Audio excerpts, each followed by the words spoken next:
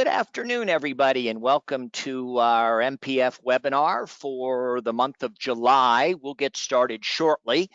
We got a good crowd today, about 140 folks registered, and a great panel, really great panel. Looking forward to the program.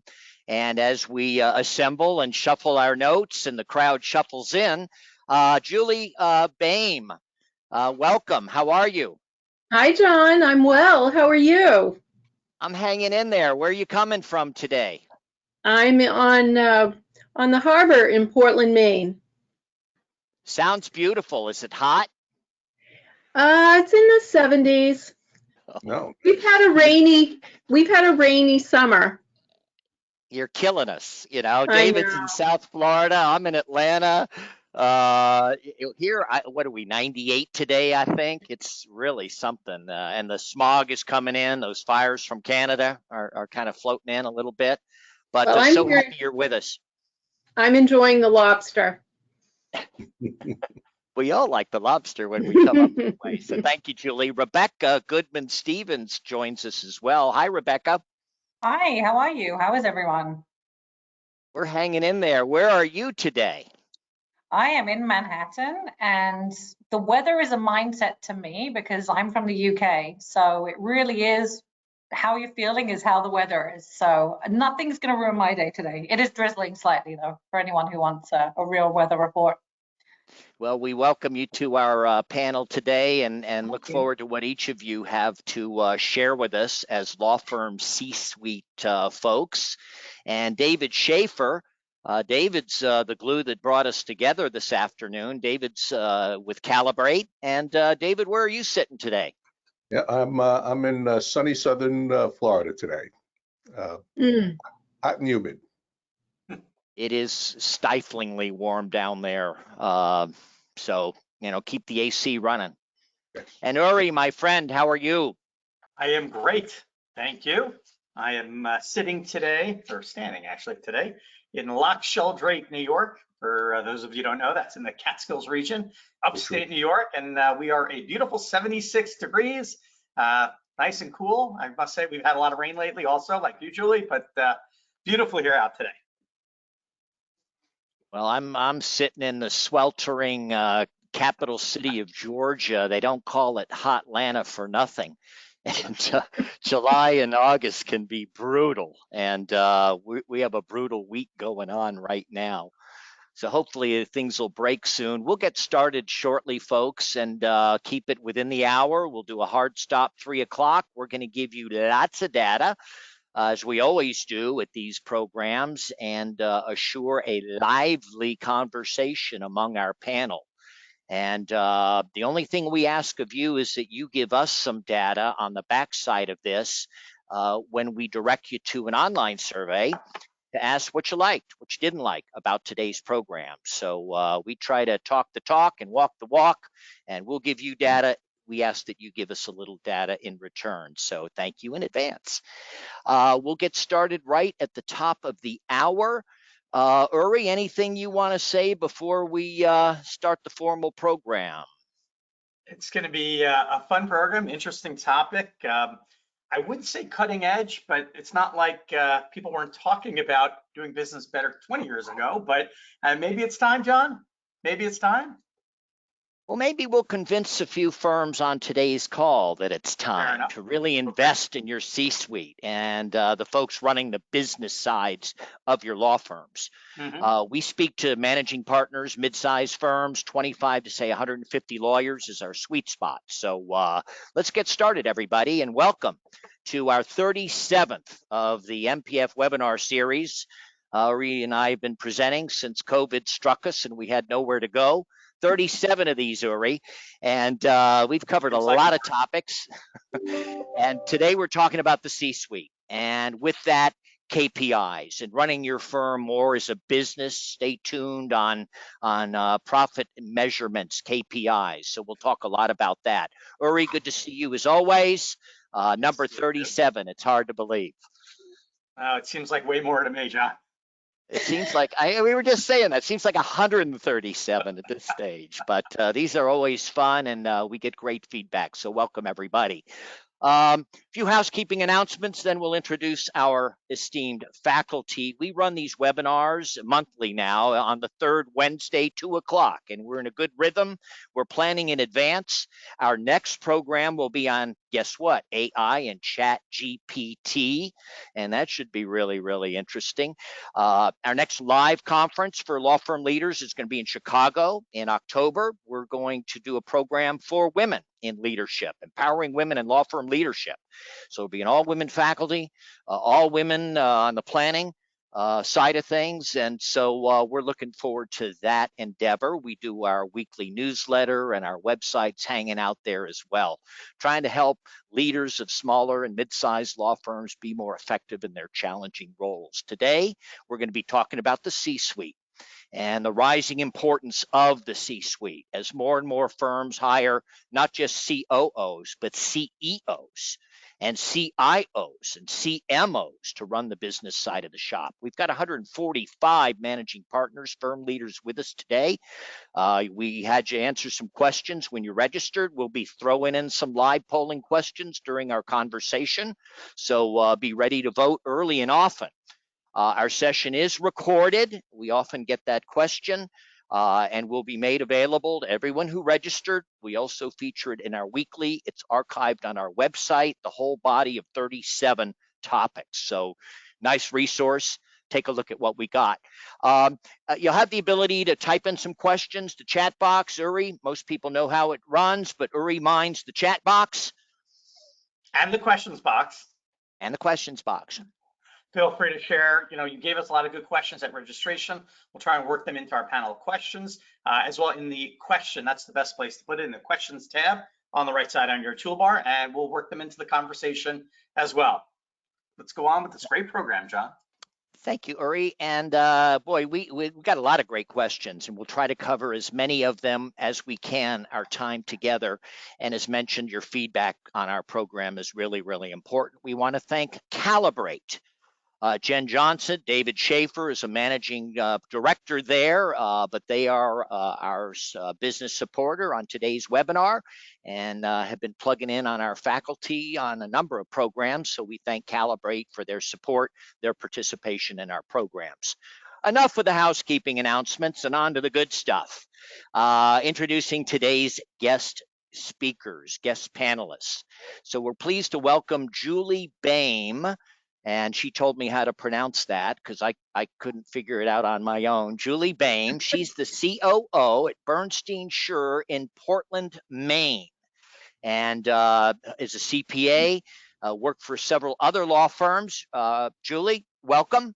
And am I missing anything about what we should know about you? No, you covered it all. I'm happy to be at Bernstein, and I look forward to this program. Well, Julie, thank you. We look forward to your contributions. And joining us also is Rebecca Goodman-Stephens, CEO of Moses Singer, with me actually in New York, 72 lawyers. Welcome. Glad to have you, Rebecca. Thank you so much. I'm really happy to be here too, and really enjoyed the prep call so far also. So can't wait to get into it. Fantastic. Rebecca, thank you. What did we miss about you, Rebecca? Nothing that should be on video. So I think we're great. I'm just glad we didn't have these things when we were kids, right? Exactly. So you did great. Yeah. Rebecca, thanks for joining us. And last and certainly not least is David Schaefer. David's a managing director, managing principal at Calibrate, and served for many years as managing partner Loeb and Loeb. In New York, 450 lawyers. So he brings to us that managing partner experience, some stints outside of law firms, and now brings his perspective as a principal at Calibrate. Welcome, David. Great. Thanks, John. Great to be here. Well, great to have you. And let's jump right in and ask our first polling question, which for the benefit of our panel, how many lawyers are at your firm? And let me go ahead and launch our poll. And I always like to joke that in Georgia, we know how to count and recount votes. So let's go ahead and vote, folks. And this is largely for the benefit of our faculty, so we can put our comments in perspective to the firm sizes represented on today's call. Our votes are coming in, and I'll go ahead and close that and share. We've got a lot of larger firms with us today. This crowd skews a little larger in terms of firm size, 30% with 100 lawyers or more, and a little light on the less than 10s. So that's interesting as to who has signed up for today's program. Our next question is a report when you registered. This was David's question. I thought it was great. We asked, what are your top 2 pain points? Is your firm facing, not you, but your firm facing at the present time? And just open-ended, people typed in their words, and here's what we got. The pain points firms on today's calls are facing. And I'll invite our panel to share surprises to that. Rebecca, what do you think of those pain points? So I think it's very impressive. The profitability is so high, and if you look at it underneath, there are a few that, based on how you worded it, would have probably be counted in profitability. So profitability would have been huge. So I think that's surprising. I'm happy to see that culture and retention are a close second. I think it's very important and goes hand in hand with profitability with a purpose. The one thing that I find surprising, or a question mark, which we can discuss more today, is I am surprised that strategic planning is lower on the totem pole. And maybe because, to me, that's the North Star to achieving a lot of these things. So that would be my initial comment. Thank you, Rebecca. Julie, anything jump out at you, this assemblage of words? Julie, can't hear you. We can definitely identify with the top 3 on this chart: profitability, retention, and culture. We're still struggling with balancing the hybrid aspect of our office. So it needs some attention, but profitability is front and center, and we are looking at retention on a weekly basis. And this was unprompted words, so to try to assemble them, and boy, profitability, retention, jump. David, any comment to these words we see? Well, I suppose it's not surprising that profitability is front and center. I think it probably always is, certainly over the last decade, as more and more companies outside the legal industry are chipping away at some of the core businesses. But the retention, certainly in the last few years, has become front and center as well in terms of our practice. What I find a little interesting is hiring doesn't seem to be a pain point, but retention is. I think those two actually go hand in hand. If your hiring is better, your retention will be better. And it will be interesting, and hopefully we'll get into it a little bit, but metrics and KPIs can help in both of those areas. So we look forward to having that conversation. Hey, Uri, what do you think? Yeah, I think 2 related points. Number one, I'm sort of struck by the fact that succession planning is not represented here as well. I see that as something that I think most firms are dealing with, and I think maybe this is a self-selective group. Then when we have the C-suite discussion, people aren't thinking about succession as much, but I think that's sort of the secret, is that they should be, right? Succession, if there's no firm in 20 years or even 5 years, we don't have to worry about profitability on our current business. So I think that'll be interesting to discuss with our panel as well, is how do we plan the future of the firm with that C-suite? Why does the C-suite impact how we go in the future?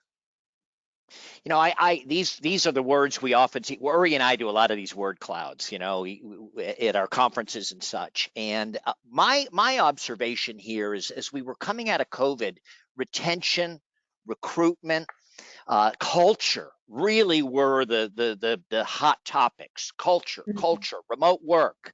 How do we make now profitability seems to be surging as a pain point. Firms had some of their best years ever during COVID. And the power, the PPP money didn't hurt. And it seems now with the looming economic recession, clients may be paying a little slower. Profitability seems to be jumping more toward front and center in terms of pain points. That's my observation. And I also would suggest, culture, caring.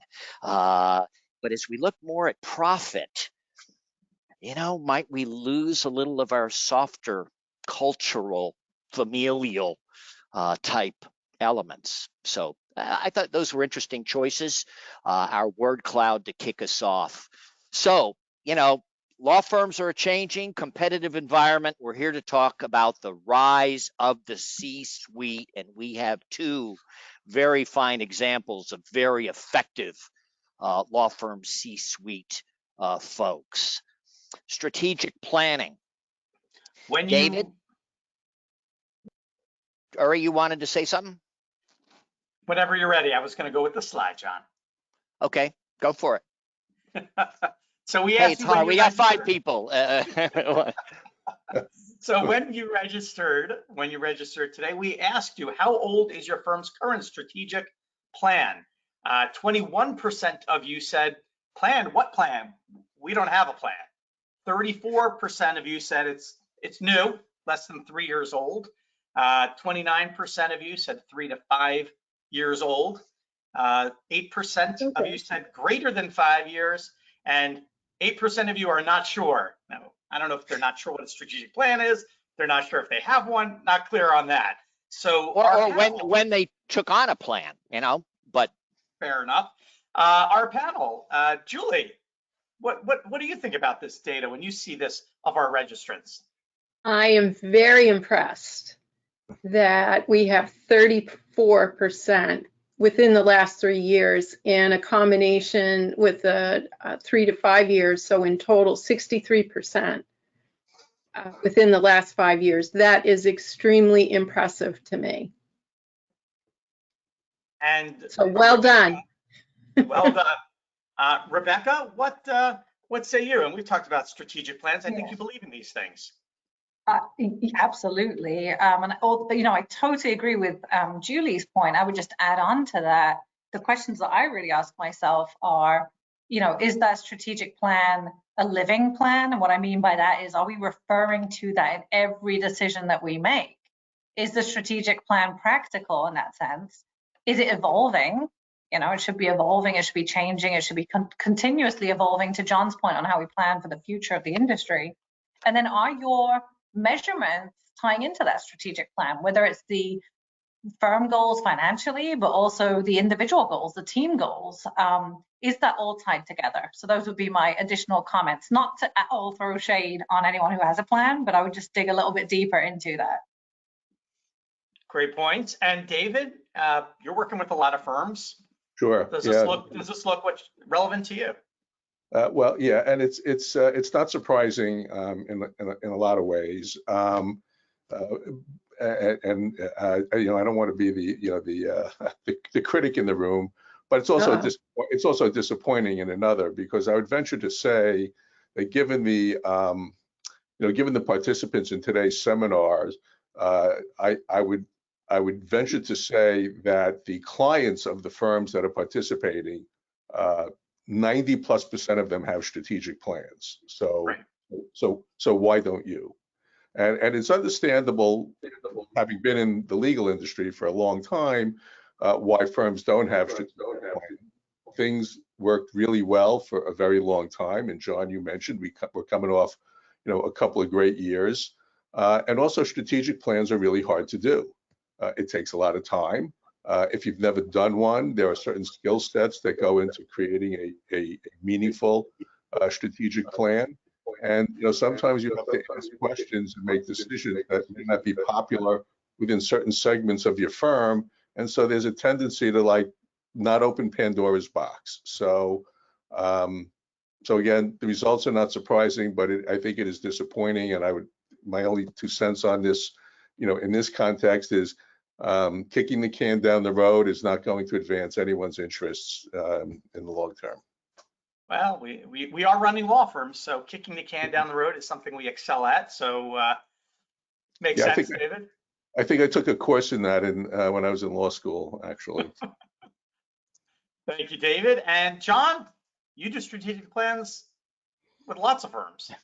For a long time, and we've asked this question: does your firm have a written firm-wide strategic plan for 20 years? And typically we see about 40%, 40%, claim to have a written firm-wide strategic plan. Now we're dealing with smaller mid-sized firms. Today's audience skews a little larger, so I'm not all that surprised to see more of these firms. The bigger firms are taking planning much more seriously than the smaller and mid-sized firms.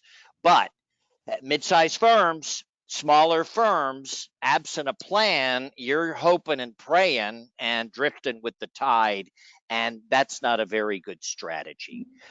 So we've seen 40% gradually bumping up. To Rebecca's point, we follow it up and ask, how you doing on the implementation? How would you grade your firm implementing its plan? A, B, C, D. The average is about a C+. So there's a lot of room for improvement. And of those firms with a plan, we've asked this question forever and a day: is it making a difference to the good? Is it bringing on a positive impact to firm performance, be it profitability, cohesiveness, sustainability, whatever? And 88% consistently, 90% say yes, planning is having a positive impact on our firm and its performance. There's the evidence, folks. There is no excuse not to have a firm-wide strategic plan, in my opinion. So I think our panel, we can talk about planning for a little bit. Julie, you guys have a strategic plan. We're in the middle. We're at the beginning stages of a new strategic plan and developing it with our brand new board of directors. So I want to applaud you for what you said about there's no excuse for not having a plan. We have got to have a plan so that we all know where we're going and to define how we're going to get there. And so that all of our employees can rally around it and we can work together to move toward our vision. So we've got a bit of work ahead of us. And like most people who are involved in strategic planning, you're very relieved when it's behind you. But that's just the beginning, is the plan. Now we've got to I know. You know, and otherwise we just had a nice conversation. Implementation. No, the implementation is key. That's for sure. Julie, and I loved Rebecca's comment about it should be a continuous living document. That is the definition of a strategic plan in 2023. You don't just make it and put it on the shelf. You refer to it to make your decisions. And Julie, how often, when is the last time your firm refreshed its strategic plan? And then my next question will be, how frequently do you think mid-sized firms should be taking a look and freshening their plans? All right, it's not my fault. But it's a disclaimer, right? It's not on me. Hey, there's only so much you can do. It's been 8 years. And based on all of the reading that I've done, they really, at this point in time, should be reviewed continuously, but there should be a serious look every 3 years. Great. There's so much advancement going on. There is so much change in the industry. You cannot afford to take as long a period as we have recently between reviews of your strategic plan. Rebecca, let's come to you. And you're new to law as a CEO, as I understand it. And so how often do you think, law firms should be refreshing their plans if they're running? I'm new to law from this perspective. I've been very close to it throughout my career, whether it's with international alliances or when I was at Mazars. But I would say it will be my fault, by the way, Julie, if I don't. So I guess I can't use that line. An integral part of this role was to come in and to help really spearhead strategic planning and ensure that it becomes a way of life, a way of business. When I say continuous updating, I really think it's not, there should definitely be an annual check-in. But when I say a living document and making decisions by that, it should really evolve all the time, right? If in a specific industry there's a shift, that should impact us. We should be constantly aware of that. Within the service lines, there's constantly technology, new efficiencies, new things to think about.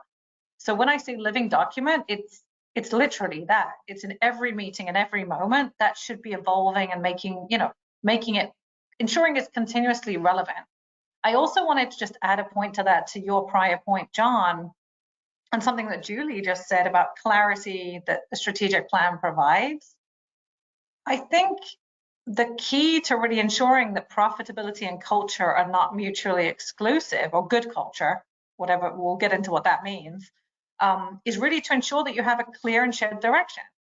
You can absolutely, I'm going to even say, improve a culture, because the lack of clarity is not a wonderful thing for most people, except for the political reasons that David kind of alluded to earlier. But most of your high performers are going to thrive on clear expectations, understanding where they need to go. And by the way, to David's point earlier, being able to say to your clients, we're clear on who we are, like you guys are clear on what you are. That's a very solid message too, from a client standpoint. So I just love to add those points to what we were discussing. And I would add recruiting too. When you're trying to bring on laterals or sell your firm to first-year associates, say, hey, here's what you're buying into. Here's where the ship's going. And they the employer brand. And you can then say to people, look, this is where you would fit in within this organization, and this is where you could go. Not everything has to be crystal clear, but clear expectations are key to a good culture. And that's why I would say profitability is not, mutually exclusive with culture at all. Okay. David, why don't you jump here? What you got to say about planning, and then we'll throw out a polling question. Sure, absolutely. So, I just thought, a couple of points. The strategic planning process in and of itself is something that can improve your culture, because I think a well-defined strategic plan, even if it doesn't explicitly set it forth, is going to take into account, who are we? What is the firm? What do we consider our mission? And sometimes that sounds kind of trite. And for most law firms, the mission is probably pretty similar, but it's often worthwhile to just say that. We want to do high quality legal work. We want to be a good place to be. We want to take into account our community and things like that. It sounds sometimes a little hokey, but it's a good opportunity to reinforce what you do think your culture is. And then what is the vision? And then how are we going to get there? And by setting that out, even if you can't do a 5-year forecast and all the other stuff that consultants like myself will tell you you should have, starting somewhere and having something is better than nothing. And it can begin to help you develop, answers to those questions. And I think it will also makes it easier for people to understand why big decisions or hard decisions get made, because there's a framework. This is who we are, this is where we're going. So that's why we made this decision rather than that decision. And being able to do that, I think, reinforces culture, because it reinforces this is who we are, this is where we're going, this is how we're going to get there. And as Julie says, it's a living and evolving document. And so often I run into firms, the old spot strategic plan on the shelf. Yeah, we have a plan. I don't know where it is, but let me see if I can't put my hands on it. What's that, So living, breathing, something that's part of our DNA and we all are connected to, I think, is important. We got a polling question here. Let me go ahead and launch, and it speaks to, we're going to move sort of into KPIs and ask if your firm uses KPIs or some sort of metrics to assess its progress on strategic planning. Yes, no, or don't forget, John, we don't have a plan. Or we'll give you an out with, well, I'm not sure as well. So if you would come in and vote, and as the votes are being tabulated, I'm going to challenge our panel to offer a prediction And Rebecca, I'll start with you. What do you think? Are firms using KPIs to measure their progress against their plans? I believe in the mid-sized firms. I do think that they are. I think we're all well, I'll speak for myself, but I do believe that most of us are still tweaking what KPIs make the most sense, and that can also evolve over time. But I would say a majority, yes. Okay, David, you think most firms are using KPIs? Those that are planning? Well, I have to say, given this is part of what I now do for a living, the majority of the strategic plans that I've reviewed for some of our clientele do not use metrics or KPIs. Okay, and Julie, want to get you in here, and then Uri, I'm going to come to you too. David, I think I believe you, and I think that's really sad. Why not?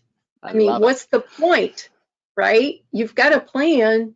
You have to run the KPIs to monitor your progress. Yes. I'll do our reveal in a minute. Uri, what do you offer up your prediction to this question? Yeah, do they use metrics or KPIs in the goals? I'd say no, and I have a speculation why. Because I think everyone in this room knows that if we have goals and we have metrics, then the next word that we're going to have to do is we're gonna have to see how we do against those goals. And we all know law firms usually do not have a culture, certainly at the partnership level, of keeping those accountabilities. So I think the answer is no, and I suggested the reason why. Well, we know Peter Drucker, what gets measured tends to get done. What gets measured tends to improve. And what are you measuring? Look at that. So half, roughly, say they are employing metrics, whether they have a plan or not. But many firms, a third, say, no, we're not using metrics as we should. So I assume everybody on our panel thinks, hey, planning is important. Metrics that support your plan is as important.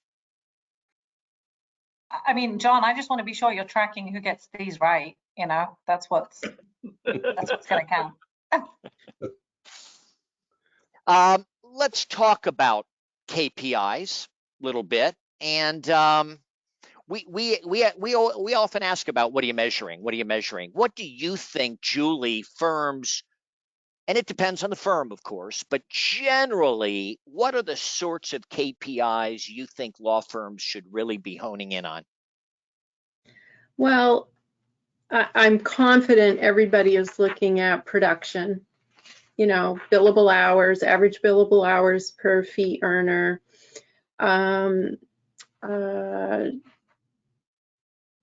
fees collected per fee earner. In that category, what I'm really focused on looking ahead, or I have been doing in the last year, is working to shift the firm's attention from fees, an average fee per client or per matter, to profitability and the profit margin percentage. We can collect all the fees we want on large matters, but if it isn't profitable, that puts the success of the firm at risk. So we do all the typical KPIs everybody does for, you know, lockup, hours worked, average days in lockup, and so forth. But I'm turning my attention to profitability and profit margins. And Julie, I'm sorry. Well, I've embarked on a campaign, an education campaign within the firm to make it a topic that's comfortable to discuss. And I'm involving everyone at practice group meetings, including staff. This isn't a dirty subject, and it's part of being successful and being in a business. And unfortunately, they don't talk about it in law school. And many of our lawyers are just uncomfortable with the concept. And so we are diving into the data, and we're analyzing it, we're sharing it with them, we're talking about it, we're making it available, information available on their dashboards, and we're trying to move the needle forward. Julie, are you looking at profit, I mean, by client, by lawyer, by industry, practice group, office, all those different lenses? Yes, I'll yes. bet that makes some lawyers nervous. The conversations that I have with the client managers to review their portfolios of profitability, I'm not nasty, okay? It's educational, it's friendly, it's like, okay, let's look at the numbers and see what we have here. What are the takeaways? You know, gee, maybe that line of clients is something you should step away from. Or how do we get this other client up to a higher level of profitability if you had changed the staffing? Julie, I would think some lawyers at your firm are uncomfortable. We talked about it. And do you have an yes, insurance defense practice at your firm? not a large one. And I have my eye on it. Oh, thanks you. Rebecca, profitability. What do you think firms should be honing in on, generally speaking? And I know it depends on a lot of factors. I love what Julie's doing, and I fully am on board with that approach. Definitely friendly look at profitability is the way to go, to quote Julie. In addition to that, as part of the change management piece, what I found really helpful is, again, if you have a clear strategic plan in terms of where you're looking to grow in terms of specific business lines, profitability is a huge piece of that decision. And what I found really helpful is to explain that, like any data, it's not by that alone that we make a business decision, right? You may have an industry group or a practice group or a service line that is less profitable than you would like. And there may be action steps you could take to improve that. But there's also a business discussion of, well, do we need to have this practice, even if it's less profitable, just because it completes other areas? Does it tie in? Is there a cross-sell? Is it a foot in the door to other type of work? So I think, to your point, John, and to Julie's point on kind of the mindset shift, it really is about explaining how you use that data point to then make well-informed business decisions. It's not about being black and white, because it could only be that simple. I mean, life would be very simple. It's not that simple. And it does tie into being very clear. I agree. I think the other metrics are important, you know, to be sure that the days outstanding, the life cycle, you know, when we get cash in the door is important. I think cash flow is an important topic for law firms that we shouldn't, you know, underestimate. I think realization, you know, looking at how people are utilized on jobs, but also the qualitative backing to that, which is, are people at their highest and best use? And what type of work are they actually doing? Not just, so it's the KPI, but hand in hand with the reality of the qualitative piece, right? Because you can look at a KPI or leverage model, and the reality of it tells you a totally different story. Mm-hmm. I think, you know, lawyers talk about their books of business and they're looking at the top line, the revenue. And when you drill down on the profitability of that book, that's where we start to see the light of day a bit. David, anything to profitability before we go to another set of polling questions? Sure, just one or two observations, and I'm certainly in agreement with what Julie and Rebecca are saying. But you know, part of what supports the revenue generation and profitability on the practice side is also the business operations. And so the KPIs and metrics are not just for sort of the top line profitability of the law firm.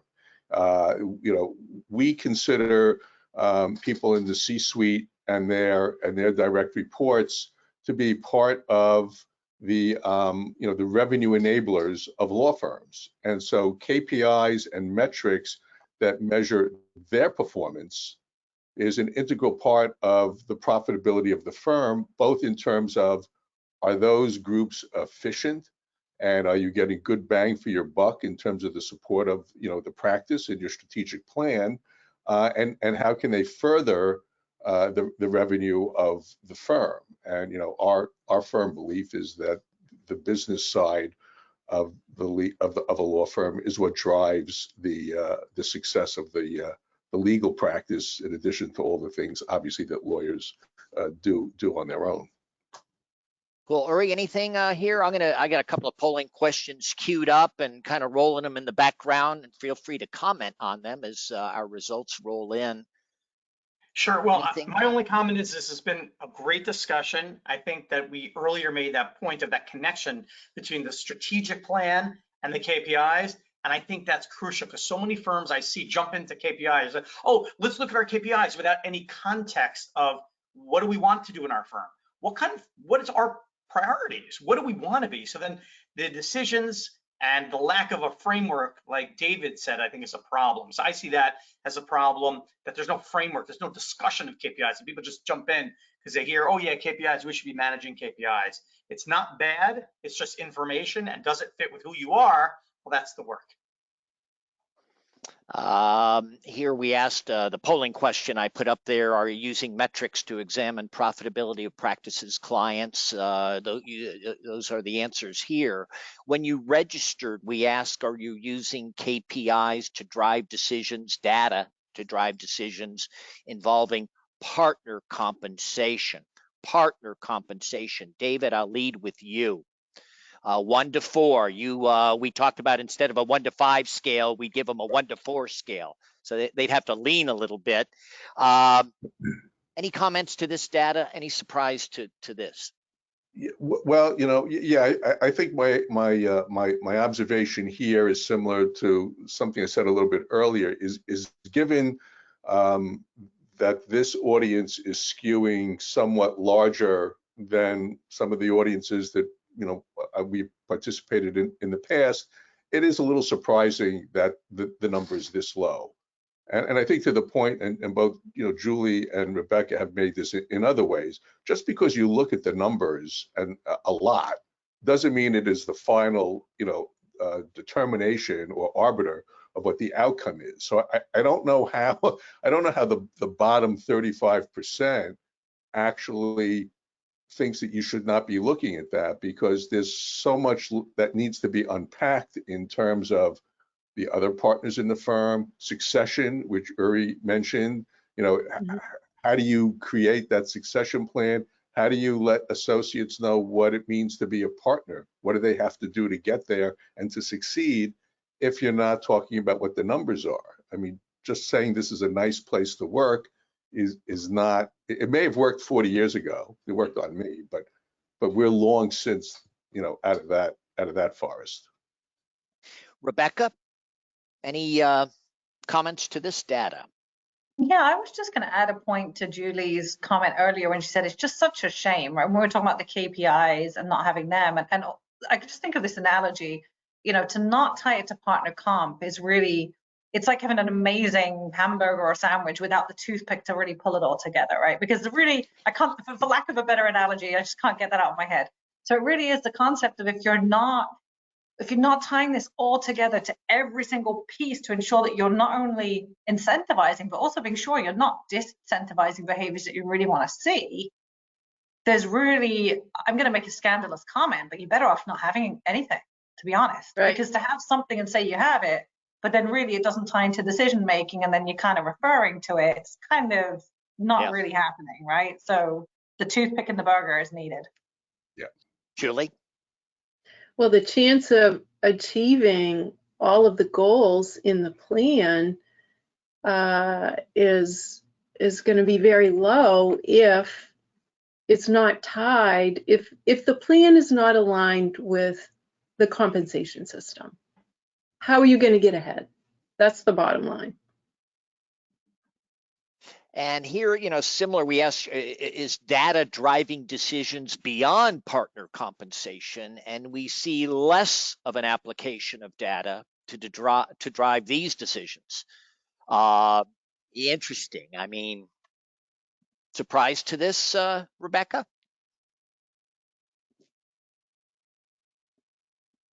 I'm torn on. I'm actually thinking. I'm torn on it because I know I'm torn on it because at the same time, I think data is really important to make decisions, but it shouldn't be the only point. And I've actually even seen circumstances where data doesn't help a decision if you don't want to be in that mindset of really scientific discovery together on being curious on a topic, and there's really more agendas around it. You can end up in a bit of a situation where people won't listen to the data, even if it's very factual. So there's really a lot that goes into it. I think it's great there are already so many people saying that they use data in decisions. I think it's huge, and we need to get better at that as a whole, as an industry and as a world, right?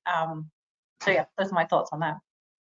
Yeah, I think we're seeing firms paying more and more attention to this stuff and operating less like country clubs and more like countries, more like countries with shared goals and some accountability. You know, if you're a citizen of the country, there's some accountability. We've been talking a lot about financial KPIs, but what about non-financial KPIs? Concepts like employee satisfaction or culture index or a client satisfaction index of some kind, and trying to measure these more difficult to quantify but very important KPIs, attrition, concepts like that. So clients, I think, I'm a big believer in the client satisfaction surveys, but comments about non-financial KPIs we might want to be tuning into as law firms. Well, I go back to what you referred to before. If you're not measuring it, you're not really in the best position to manage it. So at the beginning of this, we talked. The retention was a big issue in the cloud, and I said hiring and retention are related. What we're being asked to look at for a lot of our clients is to improve their hiring experiences and to address retention. And some of that means getting into the data a little bit about what are the issues that affect who comes to the firm and who stays longer, who doesn't stay longer. There's exit interviews and there's all kinds of information, but there's not a lot of data. It's not analyzed in a way to help advance the discussion. Should I be hiring, somebody who went to a top 10 law school, but they graduated in the bottom of their class? Or do I hire somebody who went to the next 10, law schools, but they graduated at the top of their class? And you will find, and people have written about this stuff, that those things, make a difference in different firms for different circumstances. So, there is a whole lot of information that is actually sitting on the books, but is just not being mined in a way to, help improve what the situation is. And another thing we did for a client, just not to jump ahead too much, but you talked about client satisfaction. Well, this firm tracked the amount of time that was spent by attorneys and people in the business development side of the firm with clients doing reviews and client satisfaction surveys and things of that nature. And the more time that was spent with clients doing that, the more business they got from those clients. It was almost directly proportional. The really interesting part was that the reviews that the clients gave as part of the process weren't always that high. But the fact that the firm cared enough to invest in the time and to create a program created a stronger bond and a certain sense of loyalty, like, I want to work with these people because they actually care. So that's a lot of stuff to unpack, but there's so much more beyond revenues and expenses that will help drive better business decisions. And frankly, that's why people like Rebecca and Julie get engaged at the firms that they get engaged at, because they bring that expertise to their firms. Let me move on. We still got a lot to pack in our last 15 minutes here. So I'm going to jump, and we're talking about, it's one thing to collect data, but do we share data with our people? Do they see performance reports? And if so, how frequently are you telling associates about their performance? And is it ongoing, daily? Is it more of a monthly, quarterly, or how are you providing all this data, all these KPIs to your people? We could talk all afternoon about this question. What do you share with your associates? And do they see how they compare to the other associates? Do they see what the track to partnership is? Are they getting feedback along the way? Looks like most firms here. Go ahead and vote, everybody, those of you who choose.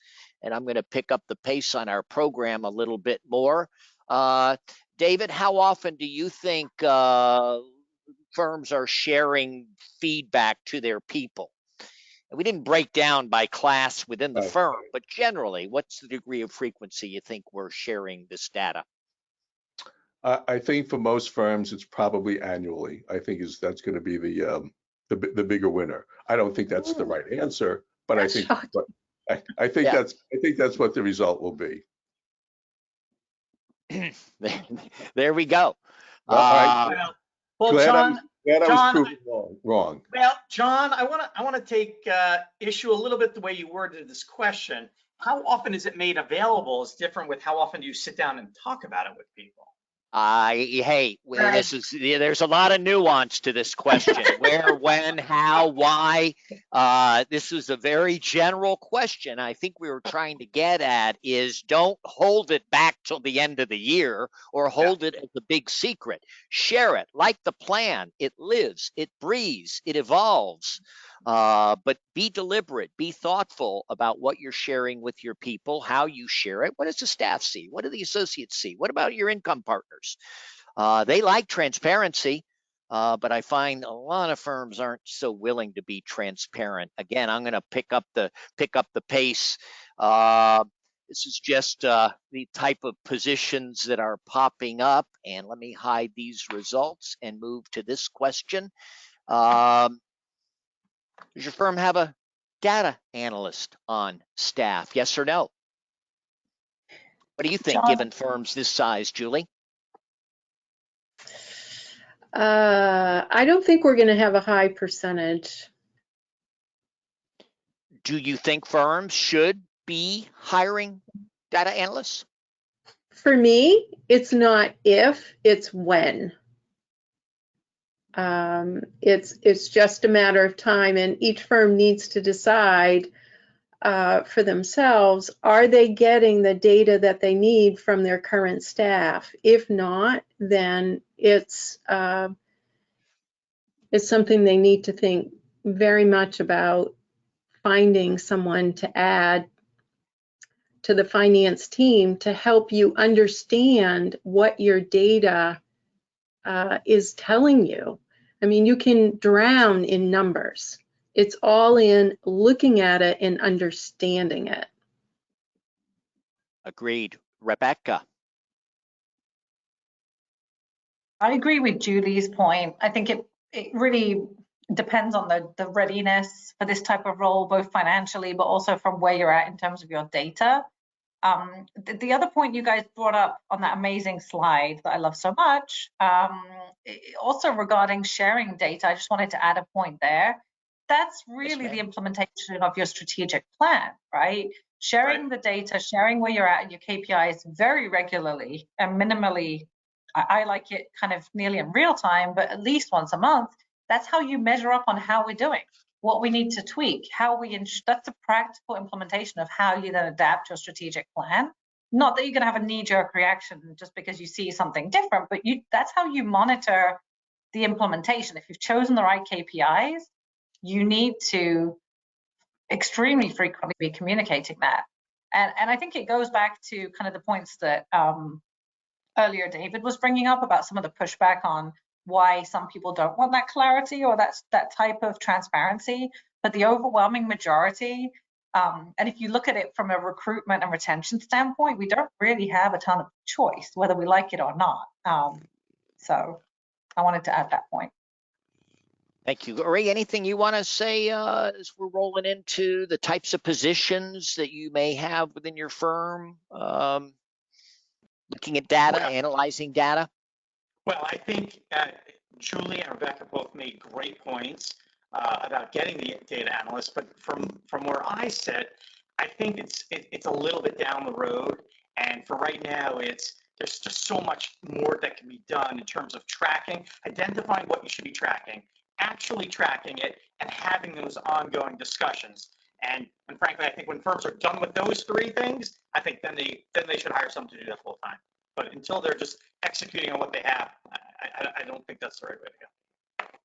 Here's our data on pricing analysts. I think we're going to see more and more of these positions coming into play. We were doing some conversations last week around AI and Chat GPT and its implications for the legal profession, the billable hour, the need for first and second year associates, pricing, and looking at more value-based concepts as we look at pricing. I mean, these considerations are going to become more and more important. And you can ignore it and pretend it's not there. But, I think we got to look at running our firms more as businesses and less as loose confederations of sole practitioners. So let's talk briefly about this. David, you had some really thoughtful comments about what implications Chat GPT might be bringing to the profession. John, you have the slide up? John, the polling slide is still up? Uri, your sound is really, something happened to it, by the way. You're garbling. Maybe FYI. It's an AI version of Uri. I mean, we should maybe double check that. That could be. What, Biden just released an AI thing about Trump or vice versa? They're already using AI pretty liberally in the presidential campaigns. I mean, this is crazy stuff. Rebecca, what do you think about Chat GPT and its impact on the profession, and what law firms should be doing today about it, if anything? So I think, look, it's like a lot of things in change management. This is now the new topic, right? The way I look at it is the real business question right now is, how do we pilot and assess this type of tool that's here, and it's going to definitely change things in the world, not just our environment. How do we put the guardrails around it to use it in the right way? That for me is the business question, and not do we or do we not. And I think that requires a lot of change management, and then that's why the focus for me is really on what's the acceptable use policy. How do we ensure that we're using it in line with our ethical requirements, or all of the requirements that we have as a profession, and just general ramifications. That's where the focus is. I think it's exciting. I think it's going to add an additional layer to what we do. It will shift things, but I'm not fearing it. But we have to acknowledge that some people are, and I think we have to acknowledge that discussion, there's a lot of one-on-one discussions around what this means, what it could look like. Some of it's also just getting it in front of people so they can see what it actually is. Because a lot of times, they've never opened up ChatGPT. They've never put in, what should I say on a panel for a managing partner forum, right? And then seeing what comes out of it. So I think I would say that too, like actually having people have it in their hands to show them what it means. We had some interesting calls last week with managing partners who come to our conferences and stuff. We do these Zoom calls every month, and this was our topic last week. And half of them thought, oh my God, this is great. We need to lean in and learn it. This is a game changer. Others are, oh no, I'm banning our people from using it. I mean, they were on opposite extremes all over the place. Most firms seem to be drifting toward policy, maybe a little training, so our people use it smartly. Interesting. Julie, comments on ChatGPT before we do have a policy. We do have a policy that states that it can't be used for client work. However, we have a study group, and we actually just met, and we're going to start looking for ways to use it internally, administratively. And I think the knowledge management area is an area where it can be very useful to us. So we're going to start getting our sea legs, so to speak, in the administrative area. Stay tuned. We're gonna stay on top of this and try to bring some perspective to leaders of smaller, mid-sized firms. Don't freak out. Don't freak out. It's not going away. Learn about It it. isn't. Learn about it. And we're hopefully among the resources where they come to learn about it, because people are using it. It is not going away, and the money that's behind this, and the products that LexisNexis and Thomson Reuters are developing, it's really something to take a look at and put into play and get ahead of the curve. Not the bleeding edge, but don't be the last one to come online and get a fax machine. Remember when we had those? And it wasn't all that long ago. So Yeah. I thank you to our panel. I just wanted to share some stuff around KPIs that we pulled together that all this calls for the rise of the C-suite, by the way. We did a webinar last month called Inside the Minds of Today's Law Firm Leaders, and we brought on a lot of data that we've been creating this year, April, May, among managing partners and leaders of smaller, mid-sized firms to try to give you good benchmarking data. These are just a few tastes. Our leadership survey, April, 182 firms. We asked, what KPIs does your firm monitor? And here's what they told us.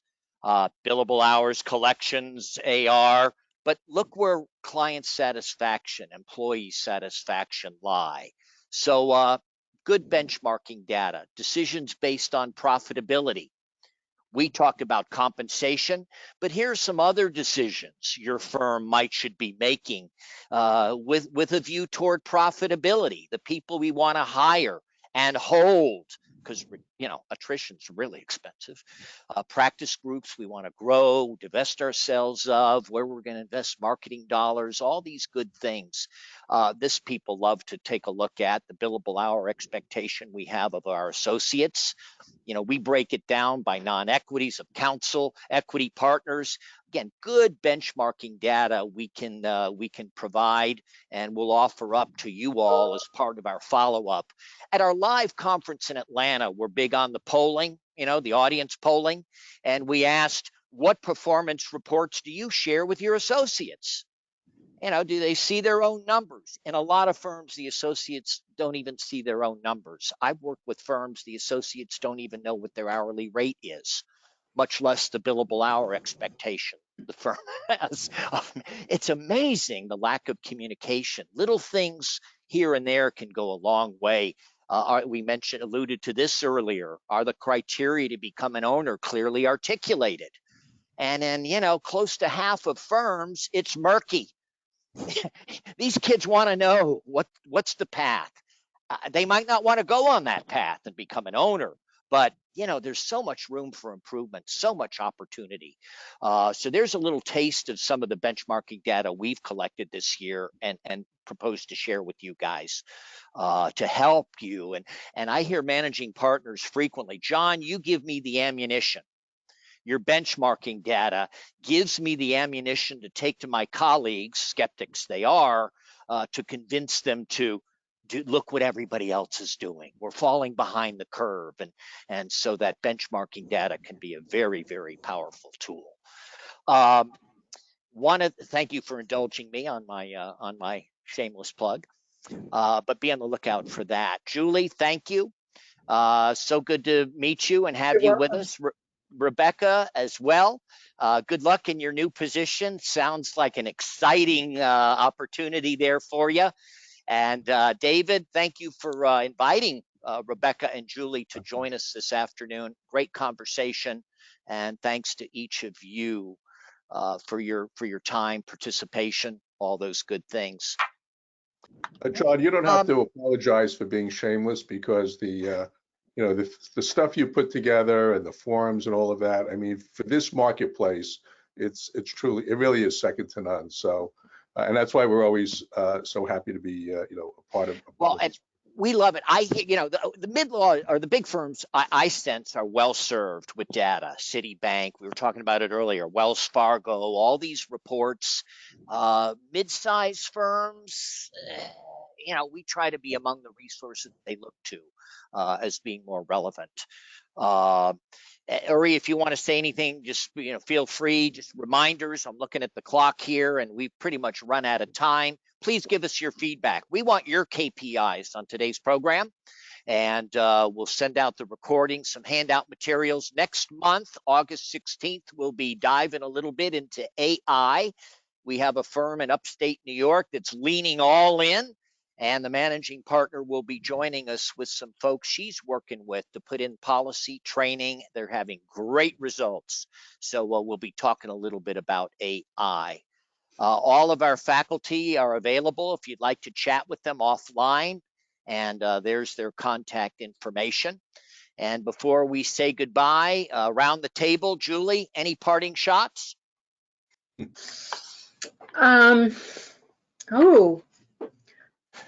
It's all about profitability.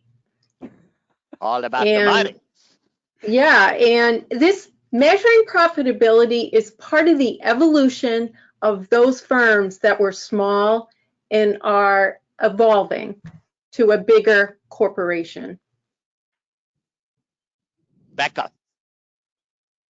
I'm just going to say it's, in addition to that, it's really about planning ahead and seeing where everything's going and really planning for that, and not, in addition to that, status quo is one of your biggest competitors. I'll leave it at that. I agree, inertia or lack thereof. David. Yeah, just come back to one of the themes we reiterated, that is, regardless of what your pain point is, if you're not measuring it, you can't manage it, you can't make it better. Beautiful. Uri? My last point will be, we've talked a lot about the topic of making your firms better. We didn't talk a whole great deal, but I think it's pretty obvious. Folks like Julie and Rebecca are the ones that execute on these plans. So they wake up every morning and they say, how can we move the firm's goals forward in a way that most managing partners are not ably equipped to, right? They don't teach that in law school. So great panel, and I think they're really indicative of how these types of personnel, the rise of the law firm C-suite, makes the law firms better in a way that lawyers can't do without them. Hire good people, competent people, pay them the bucks, give them a seat at the table, empower them to execute their roles when you've got partners who aren't with the program. So all good stuff. Ladies, gentlemen, thank you so much. Have a great rest of the day. And again, we all deserve a good round of applause. Thank you all. Thank you for attending, everybody. Thank you. Bye-bye. Bye all. Thank you. Bye, everyone.